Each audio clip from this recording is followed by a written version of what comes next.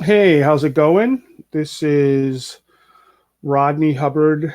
I'm coming to you from American Micro Podcast here in Baltimore, Maryland. How are you doing? How's everybody doing out there? I'm just doing a solo thing tonight. Yeah, I just wanted to talk to you a little bit about Baltimore, Maryland versus where I originally moved from.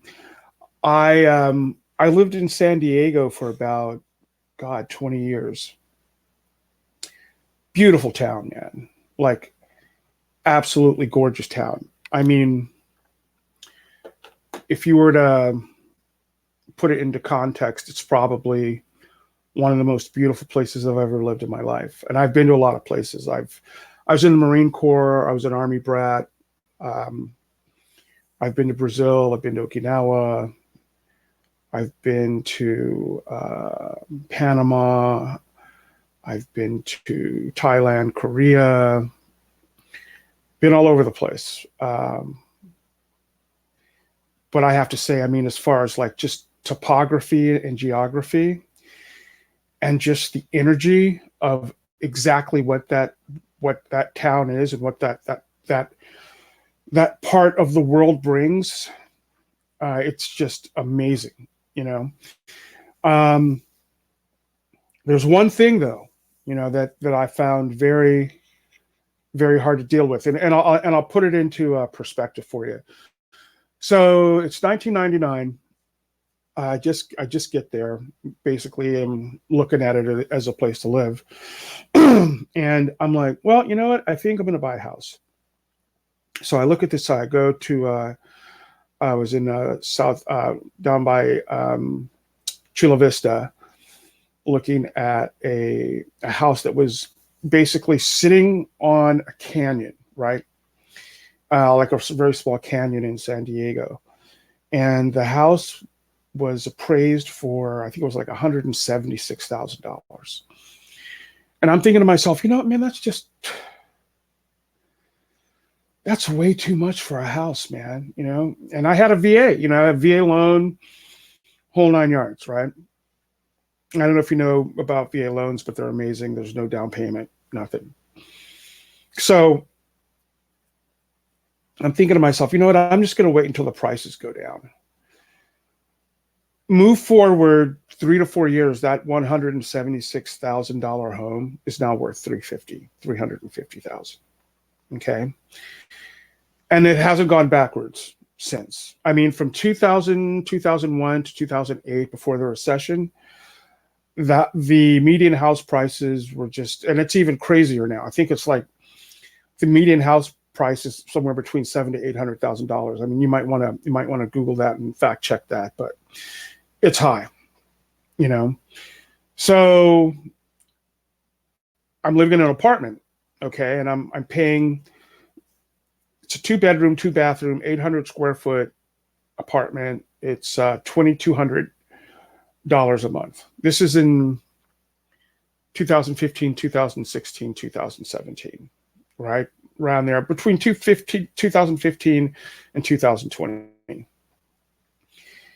And then COVID hits, okay? And you're like, Jesus Lord, dude. First it was the recession in 2008. And now it's, another situation where you're like, people are losing their jobs. They can't go out, servers and restaurant people, because people aren't going out to dinner and they're not, spending money in restaurants anymore. They're losing their jobs. And all of a sudden,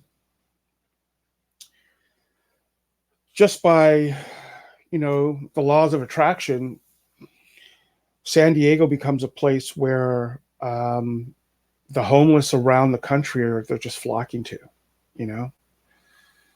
And all of a sudden, you've got a ton of homeless people living in San Diego.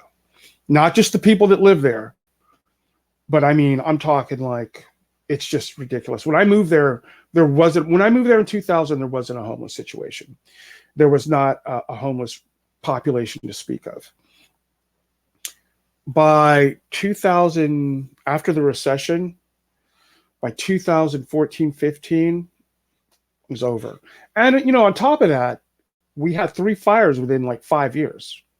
I think it was from, uh, what, 2000, was it 2004 to like 2007, somewhere in there.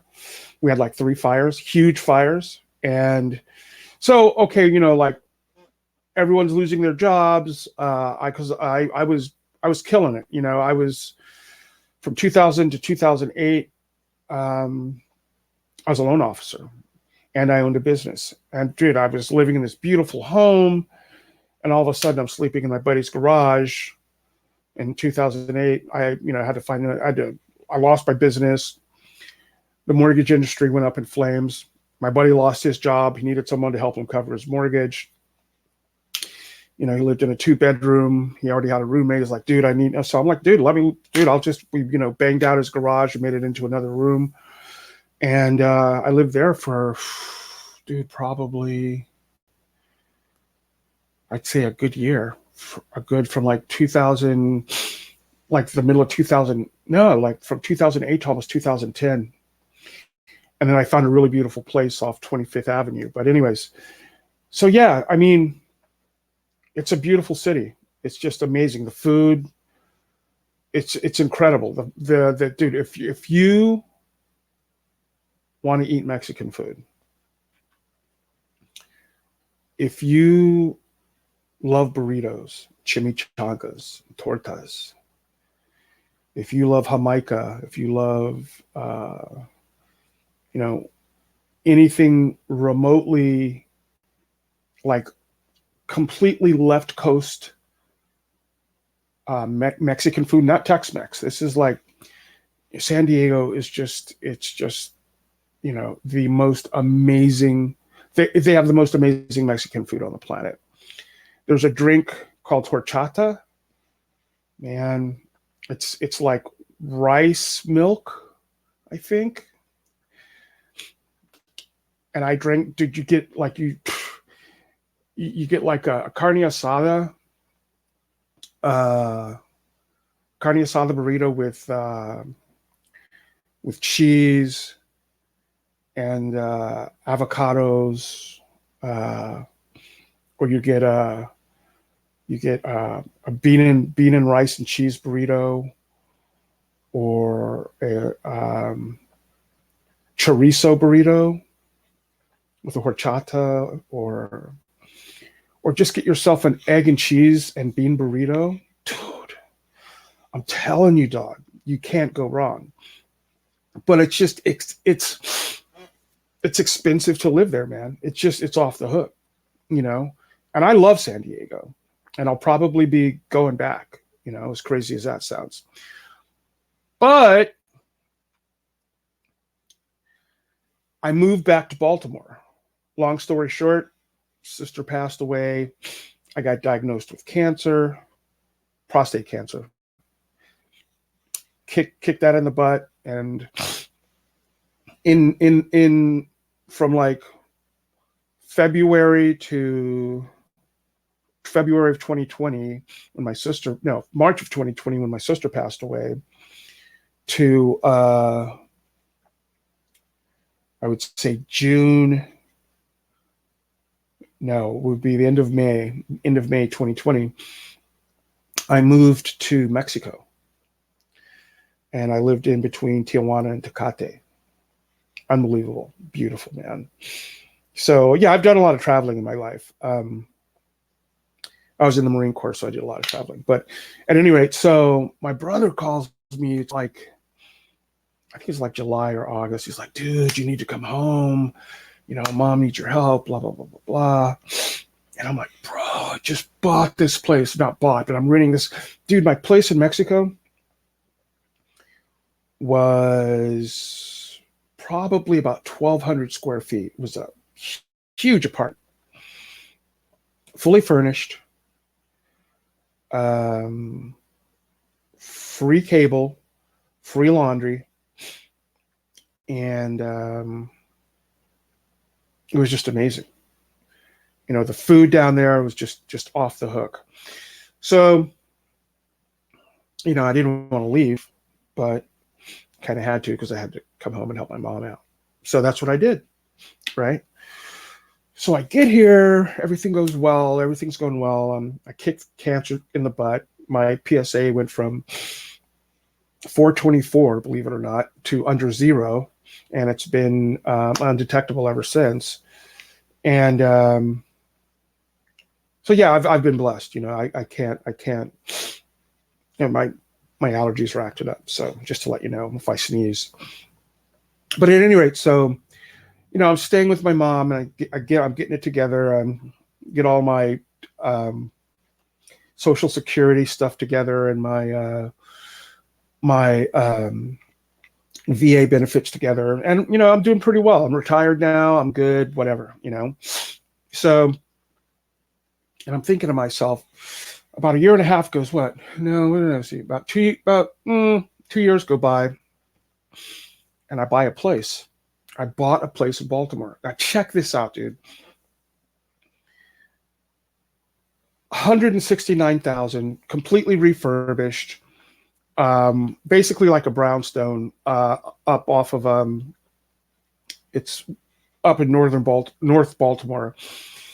And here's the thing you got to know about Baltimore City. It's a beautiful place. But here's the thing you got to know about Baltimore City. It's a rough town, definitely a rough town. But when I grew up, because I grew up in Maryland, it was a decent town. It wasn't that bad. It just wasn't that bad of a town in the 70s because people had jobs. Of course, everything left. All the industry, especially the steel industry with Bethlehem Steel. When that left, because they filed for bankruptcy in 92, I think it was, when they left, it was over. And a lot of people lost their jobs. People left. There's a lot of blight, but it's still an unbelievable city. Kind of crazy, kind of Wild West, But if you know anything about Baltimore City, man, everyone, believe it or not, man, everyone's pretty chill. There's no... It's I think it's like 68% African American, but at the same time,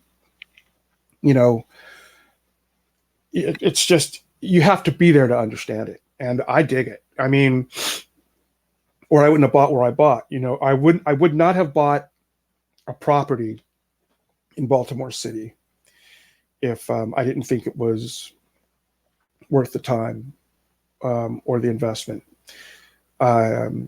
I've met a lot of really cool people. Of course, you've got the Chesapeake Bay, you've got downtown, you've got Annapolis, Maryland, you've got the Baltimore, D.C. corridor.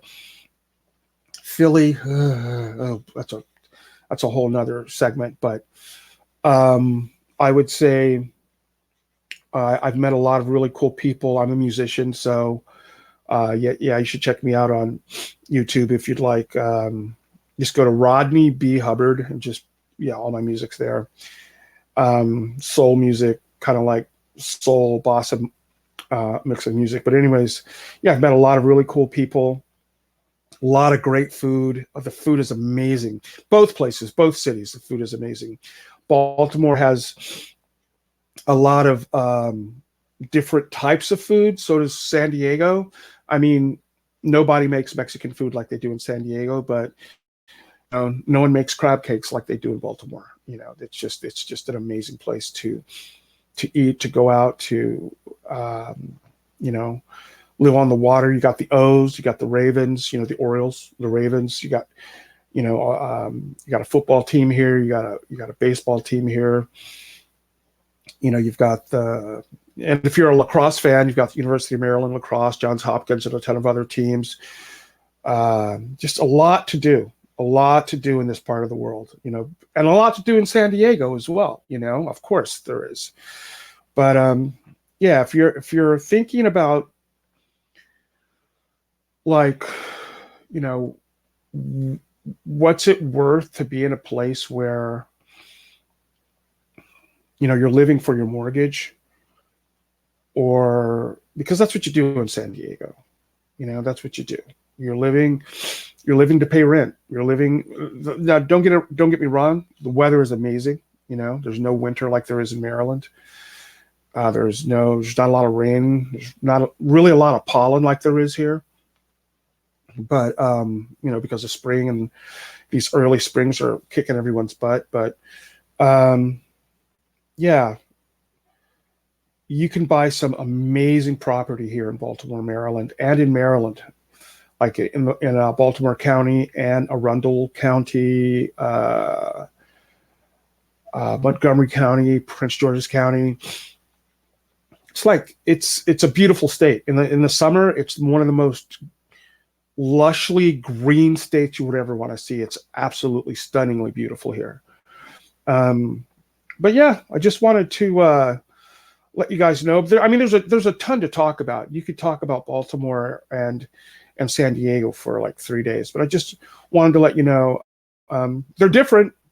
You know, one's 50% or 45% Latino, 48% Caucasian or European American. Baltimore, Maryland is what, 68% African American, and then there's the rest. There's Latino, European American, and so on. But I think if you're going to visit a town, Baltimore is definitely a beautiful place to come and see. It's an old East Coast city. It was founded in the 1600s, and it's, believe it or not, at one point it was just like any other place, that before technology took over and NAFTA and everything else, it was a beautiful place to live. It was an unbelievably beautiful place to live. I mean, right now, I think the population of Baltimore is probably just under 600,000. And in like 1961, 62, there were over 1 million people that lived in this city. It's crazy, man. But that's what, when jobs go overseas, and it doesn't matter. I mean, literally, I'm just going to say this. It doesn't matter if you're a Democrat or Republican. When you lose your economy in your city, when you lose, traditional the traditional workspace that provided, families their a viable way to make a living. When those go away, when steel went away, so did everything else. So, love you guys. All right. I'll be talking to you soon. You take care and have a great rest of the day. This is Rod Hubbard with American Micro Podcast. Take care.